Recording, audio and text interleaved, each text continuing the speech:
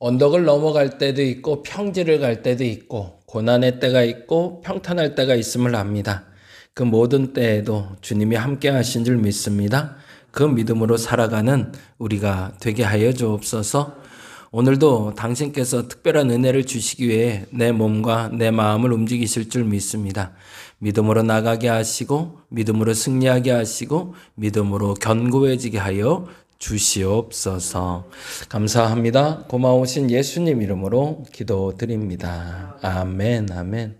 오늘은 요한복음 11장 43절, 44절 예전에 우리 주일날 읽었던 본문인데요. 요한복음 11장 43절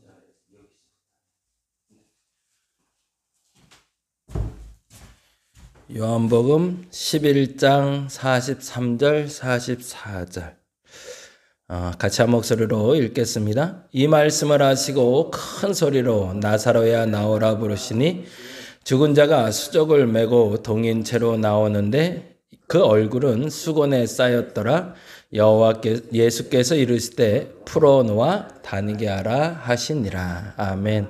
오늘 나사로 이야기 조금 더 하고 나사로의 이후 이야기 잠깐 나눠보려고 합니다. 이번 주는 제가 조금 아무래도 몸을 좀 쉬어야 될 것 같아요. 그래서 새벽 예배 오늘까지만 좀 하고요. 화요일부터 목요일까지만 좀 쉬겠습니다. 그리고 금요일 날 저희가 초하루 기도회 있거든요. 그래서 금요일 날 초하루 기도회 때 다 같이 만나 뵙는 걸로 그렇게 하도록 하겠습니다. 그래서 좀 양해를 좀 구해 주세요.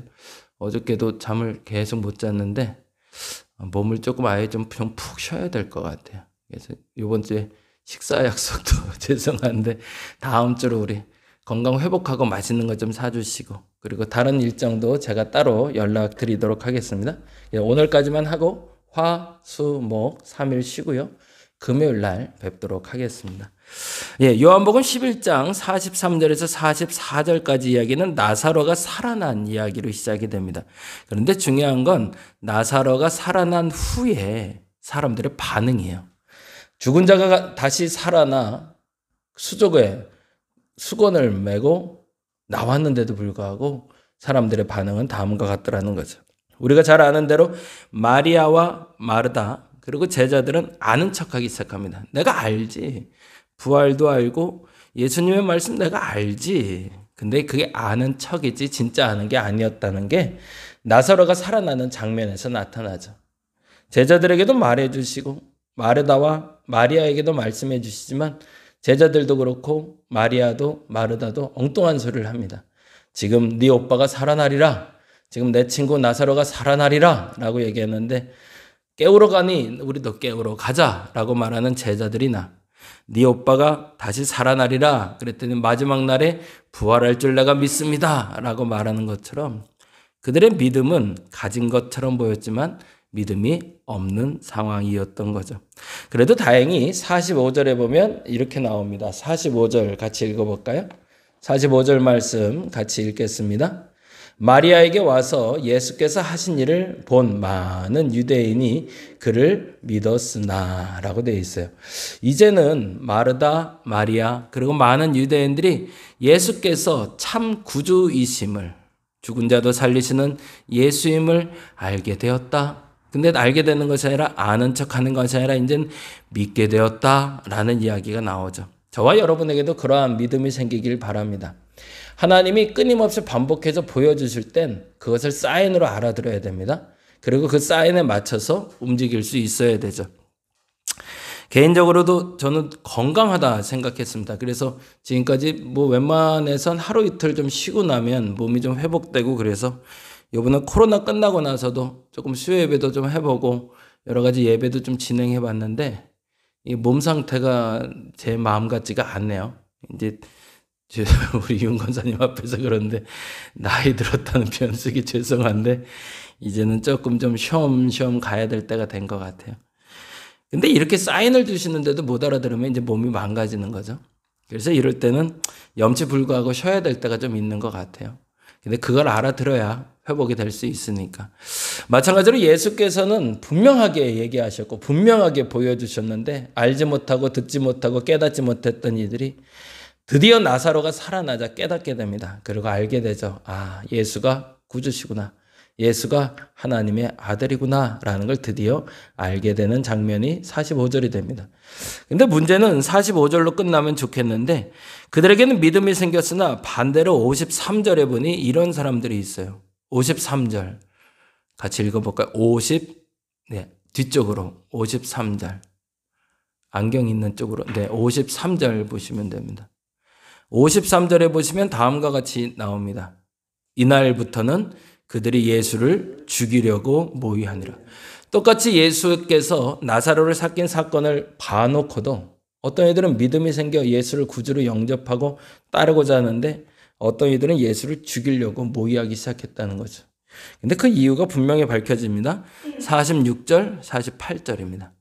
46절부터 48절 같이 읽어볼까요? 그 중에 어떤 자는 바리새인들에게 가서 예수께서 하신 일을 알리니라.